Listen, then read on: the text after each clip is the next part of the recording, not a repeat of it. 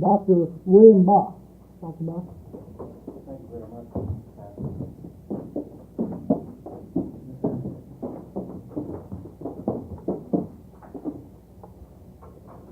It's nice to be able to talk with you today about what the teacher can do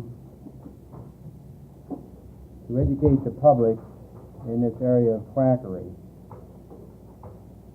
As a health science educator, I certainly welcome the opportunity to speak on this topic, what the teacher can do to educate the public about quackery. I say this precisely because I firmly believe that education is the single most important tool that we have at our disposal to at least make inroads into this particular problem. And I think also speaking first on this program as an educator will serve to highlight the importance of the educational process in this particular health area. Now, before we get ourselves to the question phrased in the title of this talk, I think we must ask ourselves two prior questions. And the first question is, just what is quackery? What is quackery? Secondly, I think we should ask ourselves, why do people go to quacks? Why do people go to quacks? An insight into these two questions should lead us logically into a consideration of the ways in which we as teachers and educators can prevent many of these problems from occurring. You might say the keynote of this little talk is prevention. Now the first question, what is quackery? First of all, the word quack is a short form of the word quacksalver, and it was derived from the description of an individual who would mix or prepare his salves in days past that were used in the treatment of certain health ailments. Perhaps a better definition of a quack or the concept of quackery is one who pretends to cure disease by misrepresenting himself, his services, or his skill. So one who pretends to cure disease by foisting services or skill upon an unwary individual, I think, is a concept that we can accept as far as what is a quack. I think it is to be distinguished from the word charlatanism. Charlatanism, which applies to methods which one uses in poor taste. There's perhaps a fine distinction between quackery and charlatanism. An example for a charlatan, I think, would be an exaggerated claim by a physician, or perhaps ostentatious conduct by a physician. We can also say that a charlatan may not always be a quack. A charlatan may not always be a quack, but a quack certainly is always a charlatan. Now, some minority of quacks or marginal health practitioners apparently believe their own claims. I think there are a small number of these people who apparently have faith and belief in their own claims. I think a good example here might be Dr. Andrew C. Ivy and his unproven method of cancer treatment. I think there's a real ingredient of sincerity in Dr. Ivy and the tragic events that occurred with respect to his unproven method of cancer treatment. However, I think we can conclude by examination of the literature that the majority of quacks are fully aware of their fraudulence. And for this latter group, we should point out that they are constantly found dodging the law. They change their names, their locations, their products, their qualifications, and last but certainly not least, their approach. We might put this on a scale beginning with the subtle abuse of public confidence. Like the example shown in an advertisement talking about an amazing new dentifrice, which purports to have 23% fewer cavities. Found out that this particular study is based on 6 cases. So you can say maybe this is an example of sort of a minor abuse, a subtle abuse of public confidence. And then we could proceed on through the scale to the most flagrant type of drug scandal shown, I think, for example, in your display case here, the Sullivan County Cancer Cure, which has been well described for you, and I think perhaps you'll have a chance to discuss that at a later time. So we can kind of put this on a scale from rather minor abuse to rather flagrant drug scandals which have occurred not only in the country, but in the state and actually in this immediate area.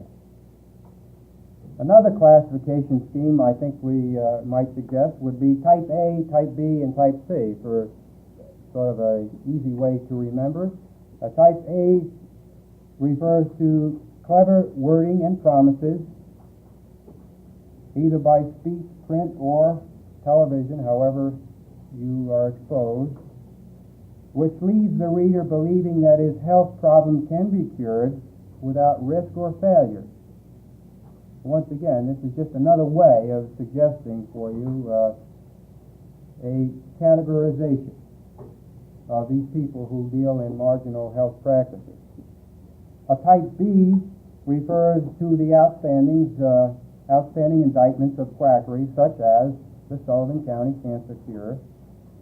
And Type C might be considered as so-called non-descriptive and include a wide array of examples in the areas of folk medicine and self-medication. Now, there are terms coming out here, and as we go through, I'll attempt to suggest for you a definition. So folk medicine might consider the use of various natural products that are used for the alleviation and avoidance of certain health ailments. So natural products of the earth or of nature that are used for the avoidance of certain health ailments. Ordinarily, they are not products of scientific research, but rather evolved without scientific research. Now, you might say folk medicine is the result of trial and error experimentation by the non-professional community. I have a good feeling about that definition. Folk medicine might be the result of trial and error experimentation by the non-professional community. Now, such prescriptions and practices ordinarily have been handed down by word of mouth from generation to generation. I think, again, in your display case here, you have probably outstanding examples of folk medicine practice. Although several good examples might be given, generally we might conclude that he who has himself for a patient has a fool for a physician. So with regard to the question, what is quackery, you can see at the outset it does consist of a variety of things, from the subtle abuse to the most flagrant type of example we have perhaps been exposed to. At this time, I'd like to introduce a film clip which will suggest, by way of example, 2 examples of quackery. And without any further comment, I'd like to roll the film clip and then pick up with our discussion. The capital area of consumer health education has to do primarily with 2 subjects. They are the selection of health services and health products. Now, the health products and health services may either be sound or unsound, depending upon their manufacture, their preparation, the advertisements, and we would like to show you several examples of health products that might be used. Here is example A. All right, folks, now gather around. I'll tell you what I'm going to do. I have a spectacular, stupendous, tremendous, new discovery. What am I talking about? I'm talking about these tangible pills. I'm talking about these tangible diet pills. I'm talking about these tangible diet pills that are guaranteed to make you lose weight. Now, you people that are old, don't you want to go on eating those special foods that we all like? I'm sure you do. And these little pills that are guaranteed you to eat anything you want and still lose weight. All right, buddy, step back. Let me see, folks, in. I want to take a look at this lady. Take a look at this little lady. What do you see? You see a lady that weighs 372 pounds. 372 pounds, and that's buying these guaranteed natural diet pills. This is the same lady that fits into a size 12 dress. Before, she was a little outcast. She had no friends. She used to stay alone all the time. Now, she is the center of her social circle because she bought these bitter diet pills. Now, all of you know that something that's guaranteed is bound to cost a little more. Now, if you ask this lady what she paid, if she tell you she paid the regular price of $9.95, am I going to ask $9.95 from you? So, I'll tell you what I'm going to do. Today, because I like it. Today, because I like it, I'm going to offer you so $7.95. No, not $7.95. I'll tell you what I'm going to do. $4.95. You slip me a cent, and I'll slip you a buffalo nickel. $5 will get you a buffalo nickel and these magic little diet pills. $4.95. Now, these pills are guaranteed. Do I have any pictures? Here you go, lady. Example A was a diet pill. This diet pill really works. We'll comment on it in just a minute. We would like you to see another example of a product affecting one's health that was in common use right here in our state. Example B. Let me see. That says to get the feather into the fluid and mix it with this clay. And then the clay on the arm.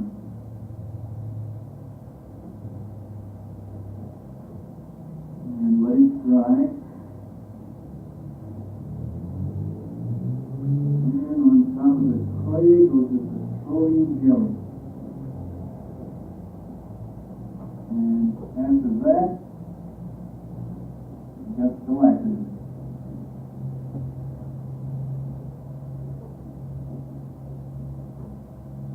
Okay. Thank you. What is that? Yeah, thank you.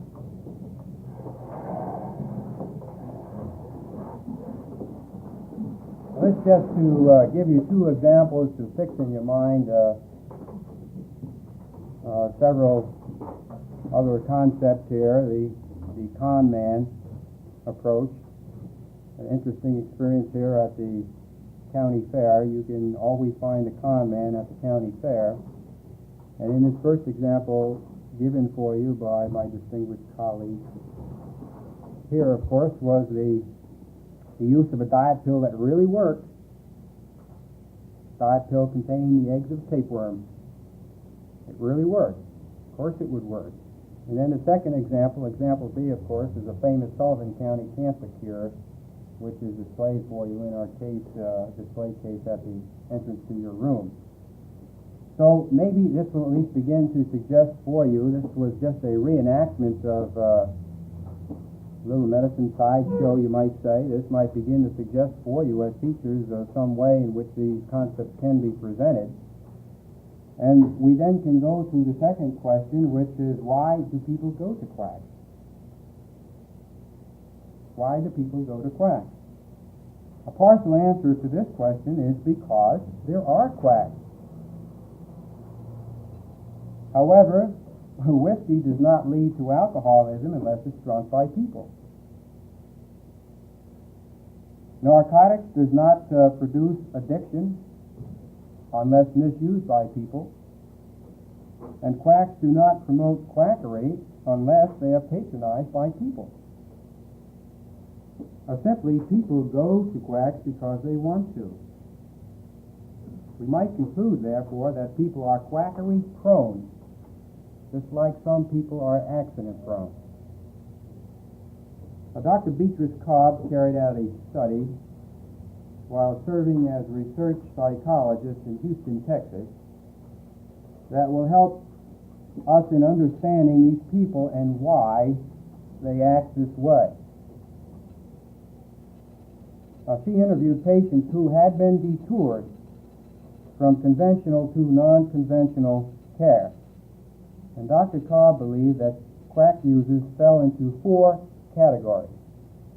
So briefly, Dr. Cobb's study suggested that quacks fall into 4 categories. First category, so-called miracle seekers. Second category, the uninformed.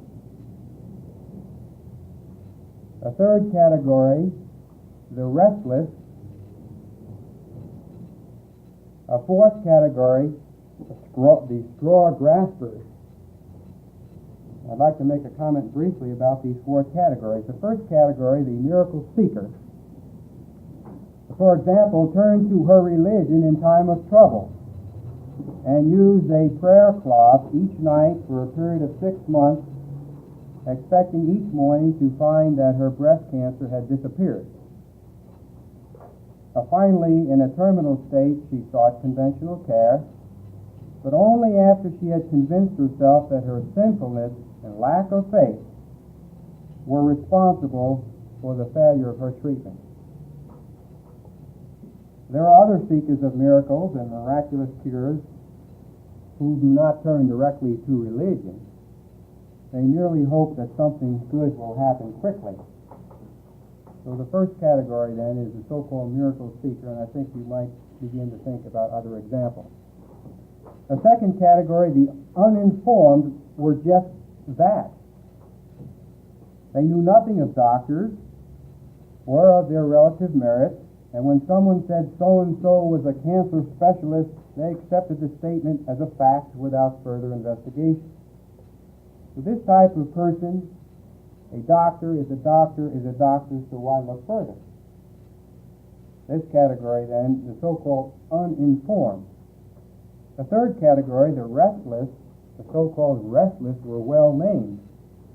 They were impatient, uncooperative, and often belligerent patients who assume the attitude, if you can't do it now, I'll go somewhere else. And they usually do.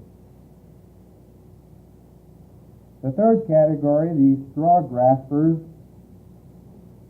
probably deserve more sympathy than any of the others.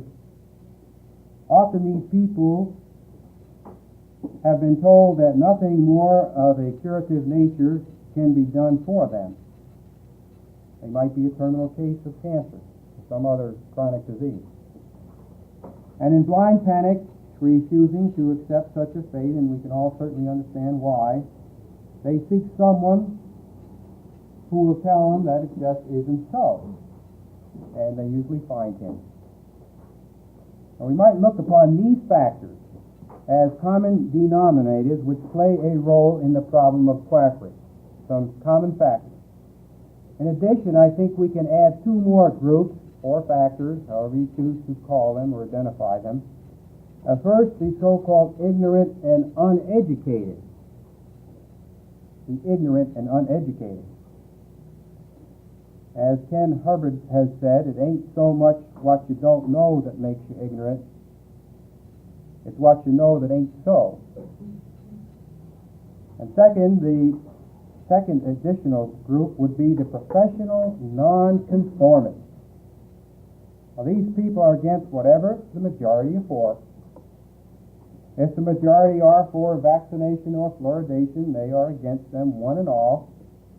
If most people feel that commercial foods are nutritious, they might immediately advocate natural foods as a substitute.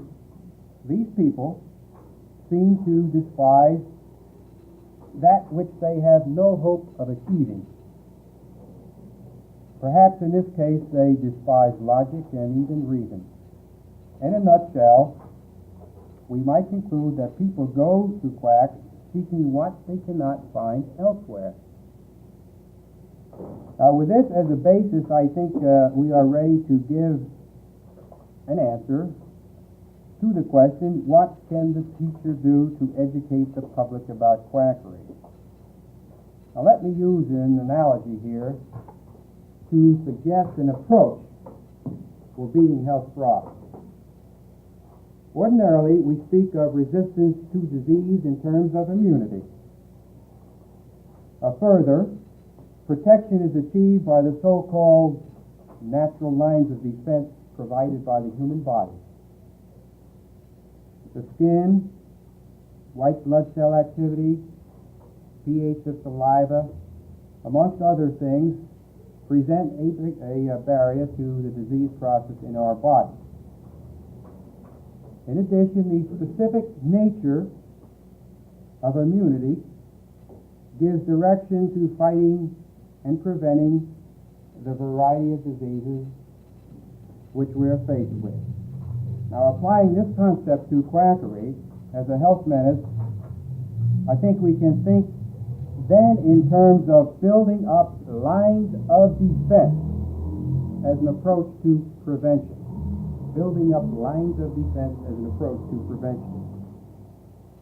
And from this, we would like to suggest two lines of protection or defense for your consideration and further discussion. First and foremost, we must have a sound background of legitimate scientific health and medical information. We must have a sound background of legitimate scientific health and medical information. Certainly as teachers, we would agree with this. We know it's difficult to escape from exposure to misleading, dangerous medical and health information. Great amounts of health and medical information become available daily. In fact, the knowledge explosion of the last decade has, so to speak, been a double-edged sword, even a paradox. Consider, for example, the fact that 90% of the prescriptions written last year were not even available 10 years ago. Consider, too, now that the rate of major medical discovery in this country has accelerated from one per century prior to 1900 to one per decade between 1900 and 1940 to one or more per year since 1940. So the rate of major medical discovery has certainly accelerated. And in today's era, which is characterized by urban living and mechanical progress, really even a storybook proportion, and I've used that storybook proportion phrase from Dr. W.H. Gordon from the AMA in his discussion relative to quackery. In this era of storybook proportion as far as progress is concerned, the idea of replacement parts for the human body certainly seems feasible. Indeed, it seems difficult to keep up with all the new knowledge that we are receiving.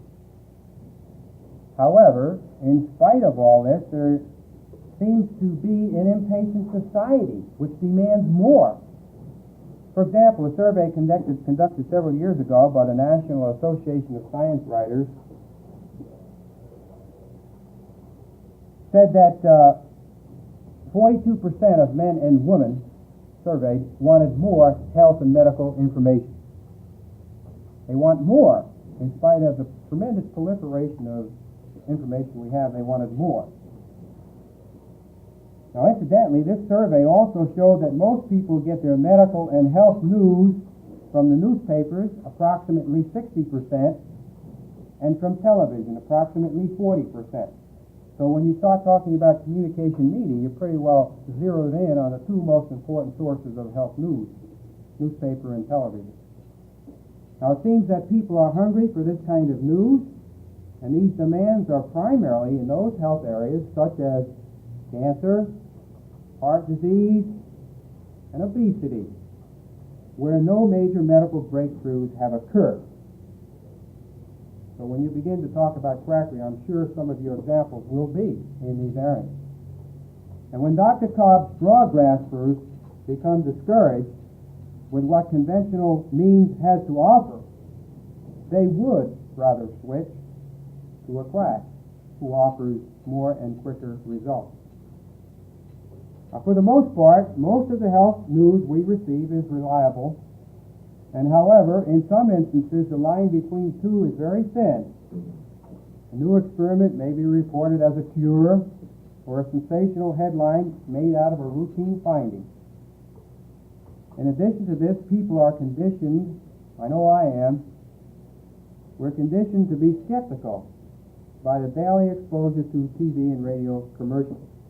Which toothpaste? Which cough mixture? Which aspirin should we rely on? Now, such a maze of claims leaves the ordinary person confused, and the fallacies of this type of medical misinformation are really difficult to detect. Now, you've been with me so far, I hope. Let me proceed to a new line of thinking. To assist us in building up this first line of defense, which I have suggested is building a background of scientific, legitimate health and medical information, we can offer 4 criteria which should be considered in screening health information presented through the communication medium. These criteria will help us to be more objective so that we can reject those which are misleading and deceptive. Now, the first criterion, in terms of a question, what is the motive behind the advertisement? What is the motive behind the advertisement?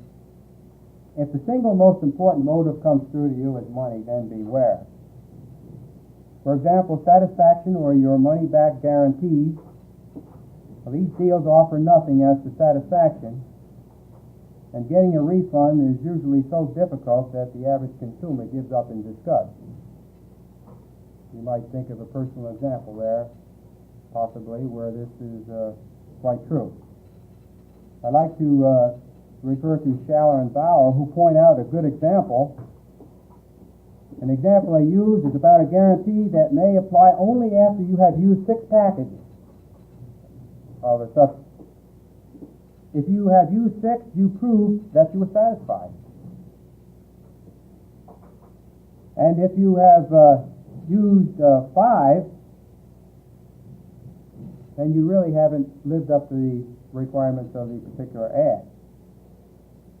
Now, demands for payment in advance, trial packages, particularly in a plain wrapper, services rendered by mail, and limited supplies reserved for special customers all point squarely to overselling and blatant waste of money, which incidentally turns out to be around $500 million a year, $500 million a year in the nutrition area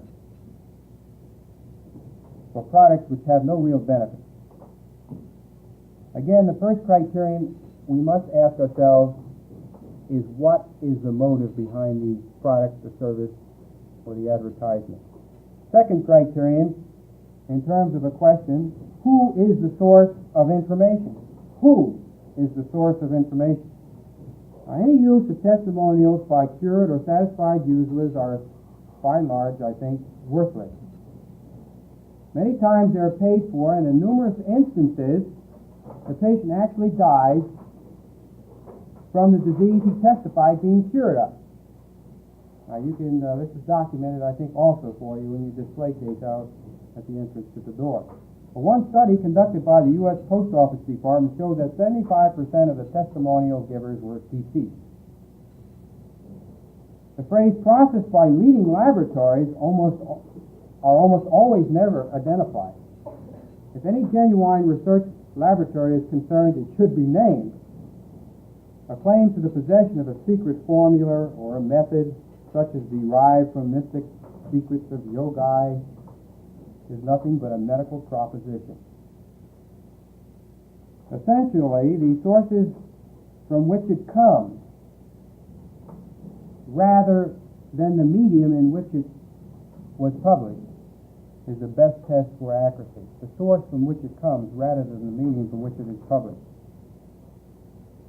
The third criterion, we must ask ourselves, what are the qualifications of the author or speaker? So qualifications of the author or speaker, whoever is presenting the service, the product, or the patent medicine, whatever it might be. The use of high-sounding degrees can impress many people. Now, many of these degrees can easily be bought from diploma printing organizations for as little as $5 each. The phrase "doctors recommend" in any advertisement is ordinarily considered unethical. However, if it is given, it can and should be proved before you accept it. A tax on doctors, hospitals, or other health personnel or organizations is another cue for the modern medicine man. All marginal health personnel dislike legitimate professional people, and with good reason. So the third criterion is, what are the qualifications of the person? Fourth and last criterion is, how current is the information? Check the date. The use of current scientific interest serves as a basic appeal to many victims of quackery. Hypnosis, magnetism, bacteriology, food supplements, wonder drugs, electronics have been used by quacks.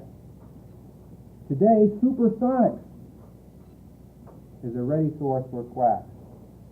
Now, many of these pretenders suggest that they are way ahead of modern science and investigation. They say that a cultural lag keeps us from even better health than most of us have now. And they are correct.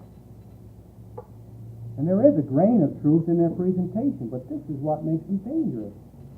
There's a grain of truth in what they say. But the truth usually ends right there with that statement. A pseudo-scientific terminology, misleading statements, and deception methods take over. And so, how do we sift fact from fiction?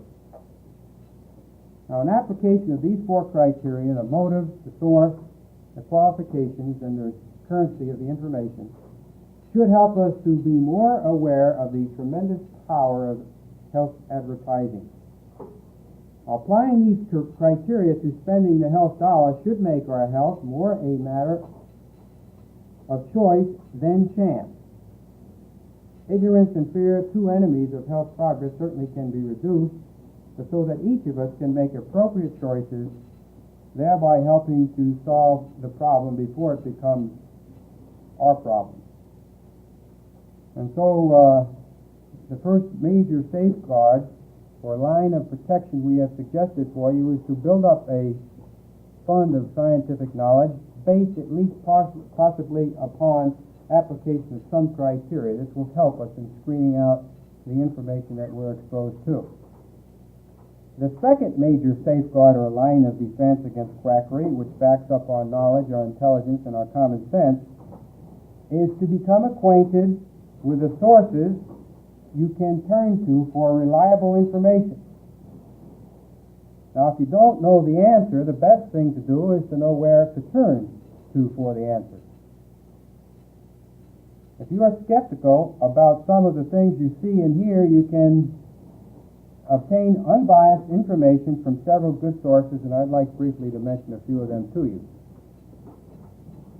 So the second major line of defense is to know where to turn for questions and answers that you have. And I'd like to suggest for you 4 sources, and the first source is your own physician.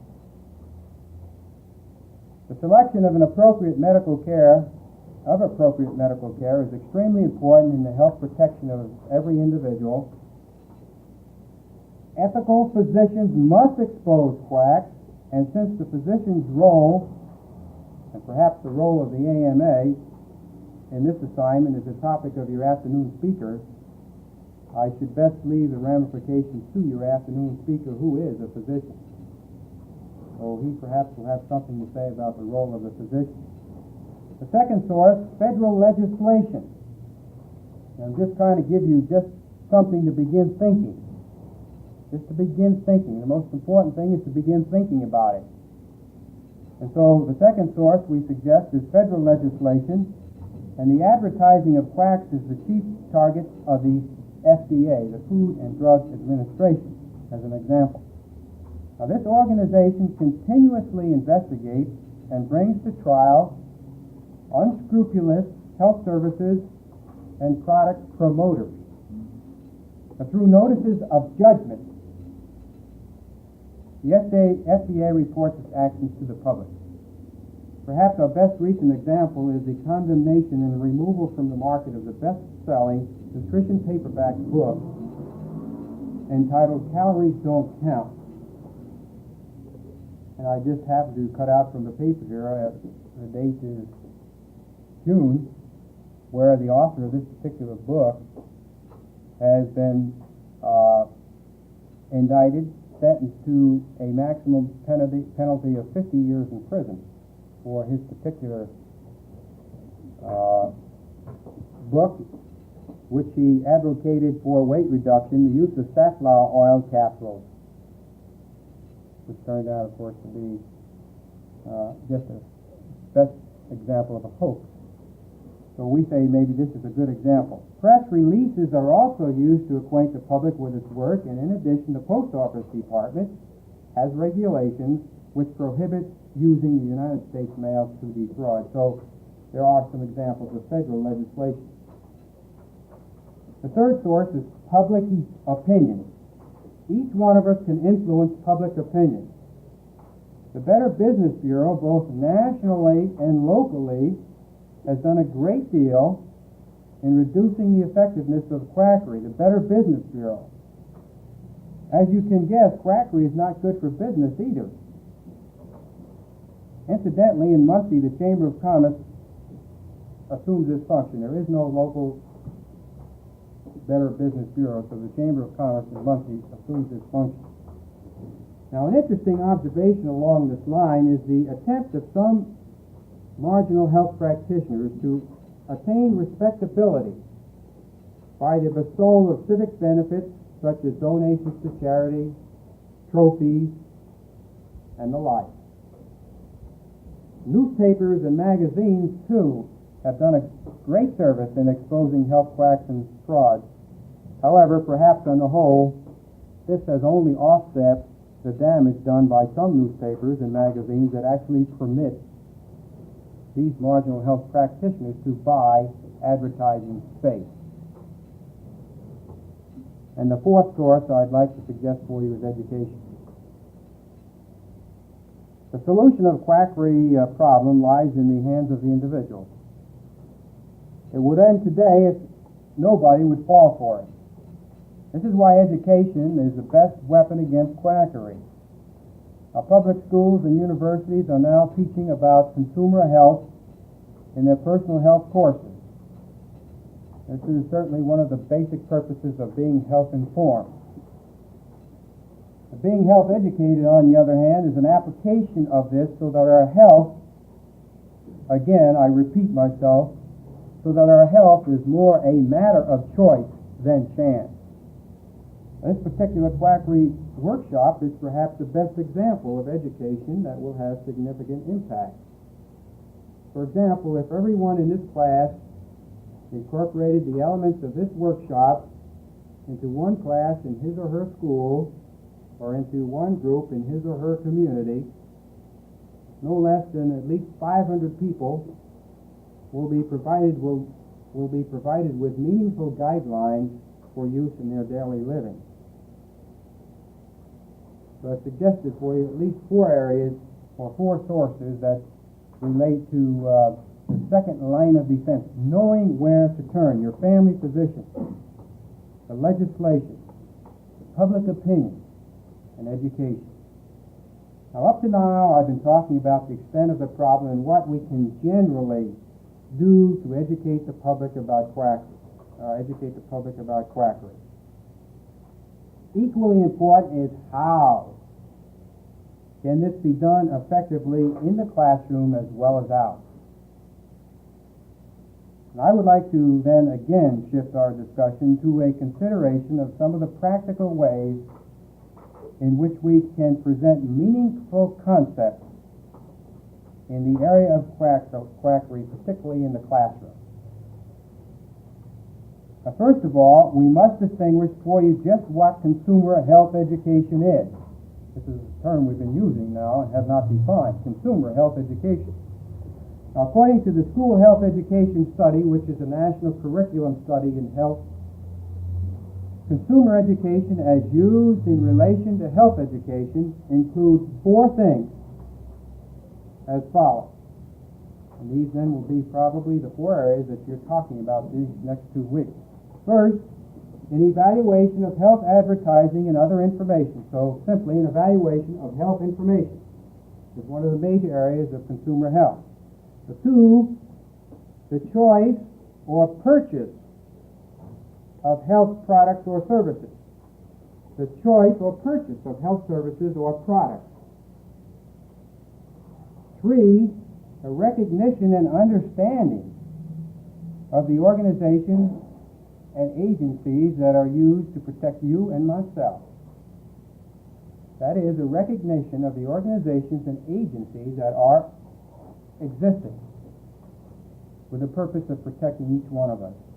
And 4, the responsibilities of the individual and the community in regard to consumer education.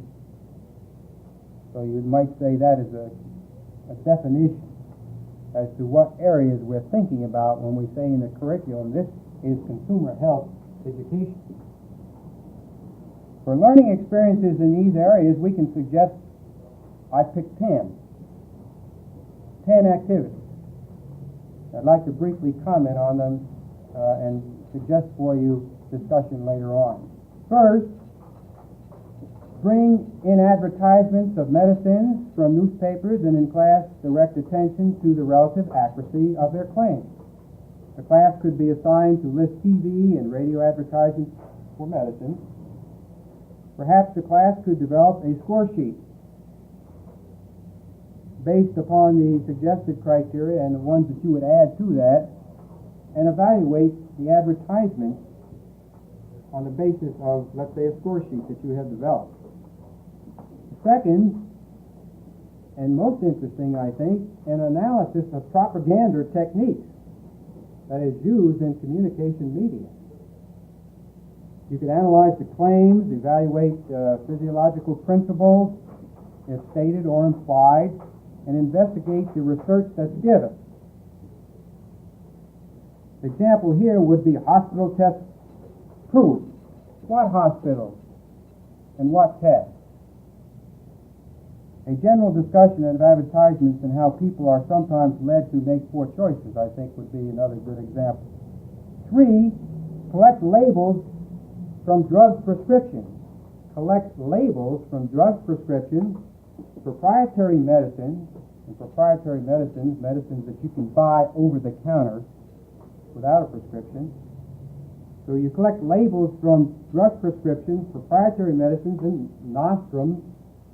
Nostrum then would be a quack medicine. Analyze the warning statements of deterioration and discuss them in terms of the Federal Food, Drug, and Cosmetics Act. For example, what does the seal of good housekeeping mean? A letter to the FDA would bring some interesting information on recent court decisions and even a kit of materials for your use. 4, a medicine show could be and would be an interesting presentation. A medicine show. A contrast could be made between conditions prior to 1930 and today.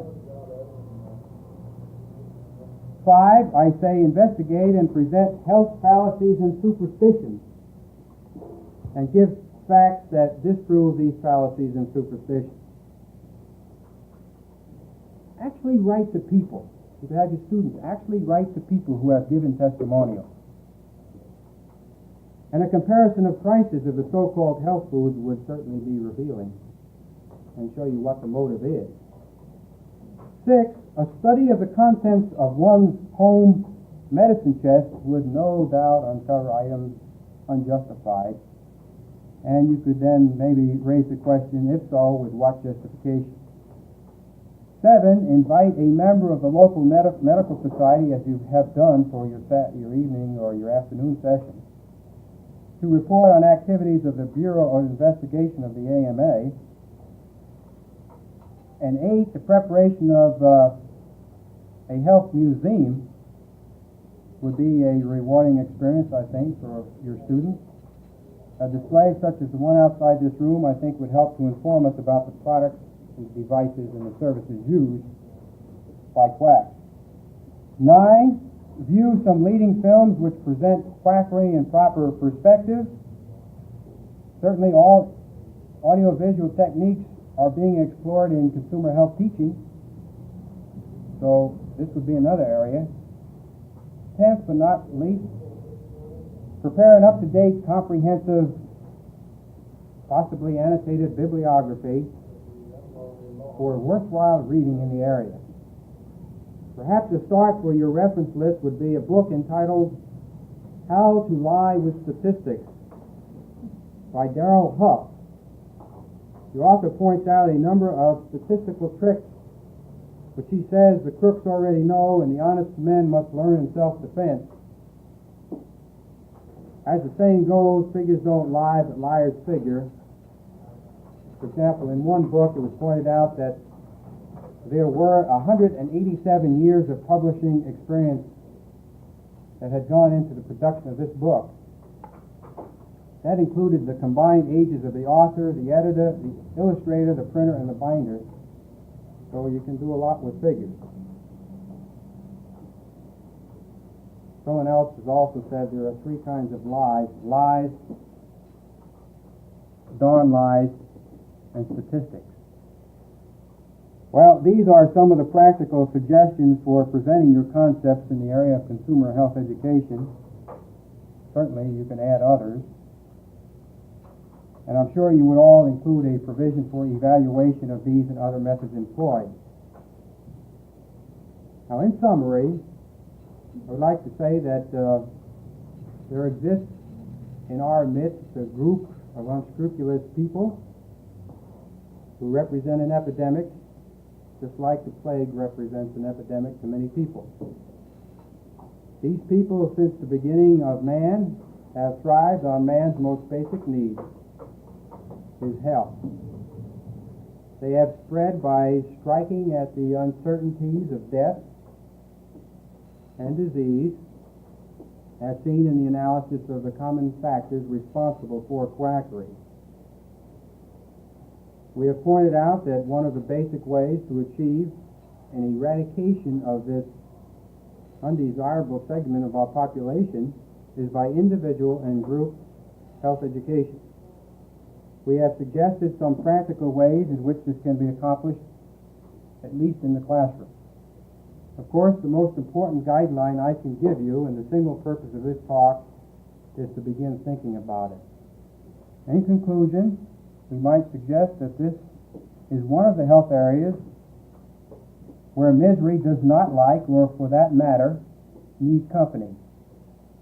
And so my advice to you, one and all, is when you spot a quack, duck.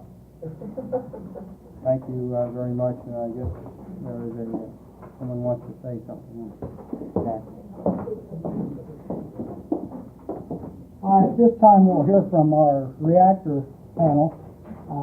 This would like to be first. Okay. Step up here. No, I'd rather do it from here. Dr. Mark, I have a question about I have no question concerning the thing that goes on in Quackery, but I do question why the school system should be continually burdened with educating outside in areas that we aren't prepared to really educate in. Why isn't this the MDs are the people that should do some of the groundwork and fighting these things? Why is their time not given to them? I don't know if anyone else is directing the question to me. Someone else might like to react too, but of course, this happens to be one of the major areas for someone who is a health teacher. This is really legally by state course of study. You want to start, first of all, why? Well, legally, it is suggested that in the state course of study, consumer health teaching, which involves this area of Quackery, is something that should be taught. And so, from that standpoint, you might say that would be one reason. Secondly, with regard to the physician, probably without overstating the case, 95% of most physicians not only are uninterested in teaching, but really are unqualified. Now, I'm not talking about the scientific aspect, but I'm talking about the teaching process, effectively influencing people and affecting change in attitude. I think most physicians would just in fact, they were just really delighted to see this being done. And really represent the occasional physician, from my point of view, at least what I have seen going on, that really it's a rare bird to get a physician who can really address themselves to the question in terms of the needs and abilities of the students through the ages. So those would be at least two reasons. And third, I would say, I think most teachers probably are victims of at least exposure to health misinformation, just like anyone else. They maybe would receive some personal satisfaction as helping people. I think if we're really sincere about getting off the ground in the field of health quackery, that we might do well to take a look at the textbooks, help us to find out how lacking they are. And if, I don't know the impact this course is going to have on others, but frankly, I never heard of a high school curriculum having been taught with any serious degree of background knowledge or education. I have a comment on what you said. I'm not reading country nose or anything. In regard to education, I read this, I don't know where. But with the team teaching approach, and new approaches and using problem-solving techniques, students have to be critical thinkers and find solutions to problems. There are other areas besides the health area that could use it. For example, English speech, all studies for topics, good topics for students to use. In the social sciences, they would take up legal aspects of economical or social and business law, perhaps, they could use consumer health education. Perhaps even have a class just for consumer health education, because I think as we get into this, if I've looked through materials, I see it. There at least a half a semester, perhaps a whole semester you could spend on just using the techniques that he has been doing. But somebody could really get involved. And one other point, regarding what you said on information, I think it's important that teachers have a source or know how to critically evaluate information that's here from all the magazines we have. Because you see all this different information, you wonder, well, what should I believe? What's fact and what's fallacy? So I think this is important that we be able to have criteria to establish facts and balance.